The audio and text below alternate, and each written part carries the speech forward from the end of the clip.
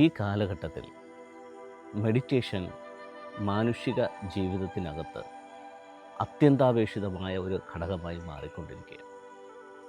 കാരണം മറ്റൊന്നുമല്ല, തിരക്കിട്ട ഈ ജീവിതത്തിനിടയ്ക്ക് ശരീരത്തെക്കുറിച്ചും മനസ്സിനെക്കുറിച്ചും ആത്മാവിനെക്കുറിച്ചുമൊക്കെ അധികം കെയർ ചെയ്യാൻ മറന്നു പോകുന്ന മനുഷ്യന് ശാരീരികവും മാനസികവും ആത്മീയമായ ഉന്നമനത്തിന് വേണ്ടി പലപ്പോഴും പലതരത്തിലുള്ള മെഡിറ്റേഷൻ ചെയ്യാറുണ്ട്.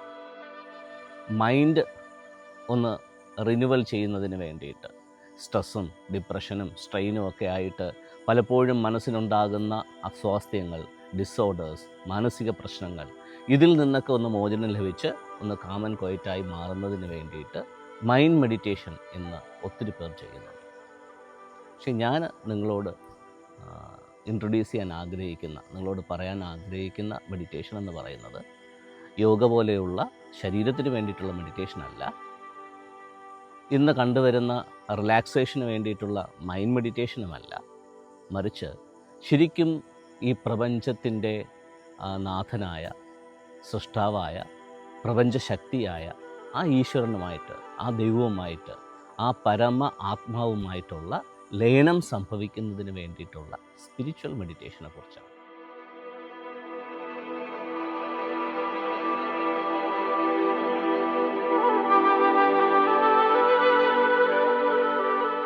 ഈ സ്പിരിച്വൽ മെഡിറ്റേഷനകത്ത് നമ്മുടെ ശരീരത്തിനോ മനസ്സിനോ അല്ല പ്രാധാന്യം, മറിച്ച് നമ്മുടെ ഉള്ളിലിരിക്കുന്ന ജീവാത്മാവ്, അത് ഈ ജീവാത്മാവിൻ്റെ ഡോണറായിട്ടുള്ള ആ പരമപിതാവിന് അല്ലെങ്കിൽ ആ പരമാത്മാവുമായിട്ടുള്ള ലയനമാണ് ശരിക്കുമുള്ള സ്പിരിച്വൽ മെഡിറ്റേഷൻ.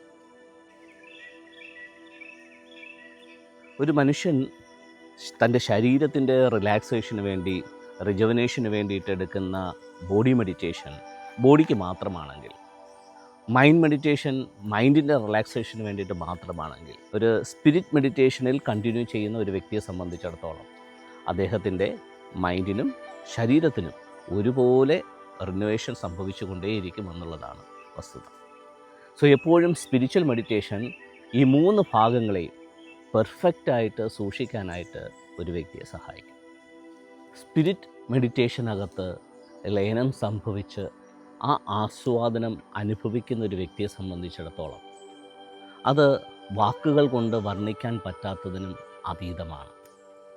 ആ സ്പിരിറ്റ് മെഡിറ്റേഷനിൽ ഇരിക്കുന്ന സമയത്ത് കിട്ടുന്ന മാനസിക ഉല്ലാസം, ഉന്മാദം, ശരിക്കുമുള്ള ജോയ്, പീസ്, അതിന് ശരിക്കും നമുക്ക് ഒറ്റ വാക്കിൽ പറയുകയാണെങ്കിൽ ബ്ലിസ് എന്ന് പറയാം. അതുകൊണ്ട് തന്നെ ഞാൻ ഈ സ്പിരിച്വൽ മെഡിറ്റേഷന് വേണ്ടിയിട്ട് ഹൈലൈറ്റ് ചെയ്യാനായിട്ട്, ആ സ്പിരിച്വൽ മെഡിറ്റേഷനെ എക്സ്പ്ലെയിൻ ചെയ്യാനായിട്ട് ഇട്ടിരിക്കുന്ന പേര് തന്നെ ബ്ലിസ് സ്പിരിച്വൽ മെഡിറ്റേഷൻ എന്നാണ്. സോ അൺകണ്ടീഷണലായിട്ടുള്ള ഉന്മാദം, ആഹ്ലാദം, സമാധാനം, സന്തോഷം, അതൊക്കെയാണ് അതിൻ്റെ പിന്നിലുള്ള കാര്യം. ആർക്കൊക്കെ ഈ ഒരു സ്പിരിച്വൽ മെഡിറ്റേഷനിൽ പങ്കെടുക്കാം എന്ന് ചോദിച്ചു കഴിഞ്ഞാൽ, ജാതി മത വ്യത്യാസമില്ലാതെ, ആൺപെൺ വേർതിരിവില്ലാതെ, ഉപാധികളില്ലാതെ ആ ഈശ്വര ചൈതന്യത്തെ ആസ്വദിക്കണം, അറിയണം, അനുഭവിക്കണമെന്ന് ആത്മാർത്ഥമായി ആഗ്രഹമുള്ള ഏവർക്കും ഈ സ്പിരിച്വൽ മെഡിറ്റേഷനകത്ത് പങ്കെടുക്കാം. സ്പിരിച്വൽ മെഡിറ്റേഷനകത്ത് ആസ്വദിക്കപ്പെടുന്ന ആ അൺലിമിറ്റഡ് ആയിട്ടുള്ള, ഇറ്റേണലായിട്ടുള്ള ഹാപ്പിനെസ്, അതിനെ റെപ്രസെൻറ്റേറ്റ് ചെയ്യുന്ന ആ ബ്ലിസ് എന്ന് പറയുന്ന പദം തന്നെയാണ് നമ്മൾ ഒരുമിച്ച് കൂടുന്ന ആ ഒരു സ്പിരിച്വൽ മെഡിറ്റേഷൻ ഇട്ടിരിക്കുന്ന പേര്. ബ്ലിസ് മെഡിറ്റേഷനകത്ത് എന്താണ് ആക്ച്വലി സംഭവിക്കുന്നത് എന്നുള്ളത് ഒരു എക്സാമ്പിളിലൂടെ നിങ്ങളെ കാണിക്കാം. പ്രകൃതിയിൽ തന്നെ അതിനുള്ള ഒരുപാട് ഉപാധികൾ ദൈവം തന്നെ വെച്ചിട്ടുണ്ട്. അങ്ങനെയുള്ള ഒരു ഉപാധി ഞാൻ നിങ്ങൾക്ക് കാണിക്കാം.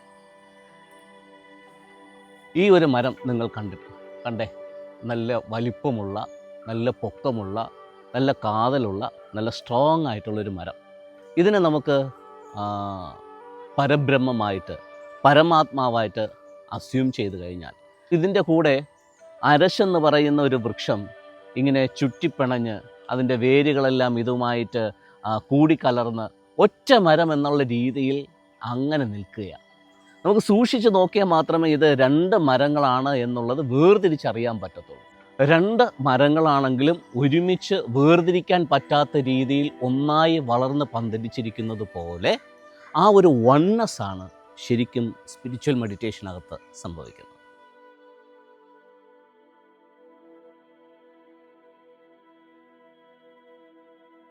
ഒരുപക്ഷെ നിങ്ങൾ ഇങ്ങനെ ചിന്തിക്കുന്നുണ്ടാവും, എന്താണ് ഞാൻ ഈ ബ്ലിസ് മെഡിറ്റേഷനിൽ പങ്കെടുത്തു കഴിഞ്ഞാൽ എനിക്കുണ്ടാകാൻ പോകുന്ന നേട്ടം, അഡ്വാൻറ്റേജ്? ശരിക്കും നമ്മൾ മനുഷ്യരെ നോക്കിക്കഴിഞ്ഞാൽ എന്തിനു വേണ്ടിയിട്ടാണോ ഈശ്വരൻ ഈ ഭൂമിയിൽ മനുഷ്യനെ സൃഷ്ടിച്ചിരിക്കുന്നത്, ആ ജീവിത ഉദ്ദേശം നിവൃത്തിയാക്കാതെയാണ് 95% മനുഷ്യരും ഈ ഭൂമി വിട്ട് പോകുന്നത്.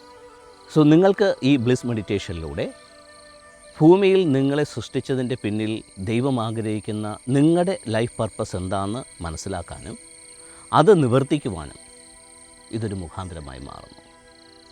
അപ്പോൾ നിങ്ങൾക്ക് ഈ ഭൂമി വിട്ട് പോകുമ്പോൾ നിങ്ങളുടെ ആത്മാവിന് ഒരു മോക്ഷപ്രാപ്തി പ്രാപിക്കുവാനായി അത് നിങ്ങളെ സഹായിക്കും. ഇനി എന്താണ് എനിക്കിത് കൊണ്ടുള്ള അഡ്വാൻറ്റേജ് എന്ന് ചോദിച്ചു കഴിഞ്ഞാൽ, എൻ്റെ ലൈഫ് പർപ്പസ് എന്ന് പറയുന്നത് ഈ ഒരു പരമപ്രധാനമായ ജീവിത ലക്ഷ്യത്തെ നിങ്ങളെപ്പോലെയുള്ള വ്യക്തികളിലേക്ക് പകരുക എന്നുള്ളത് തന്നെയാണ്.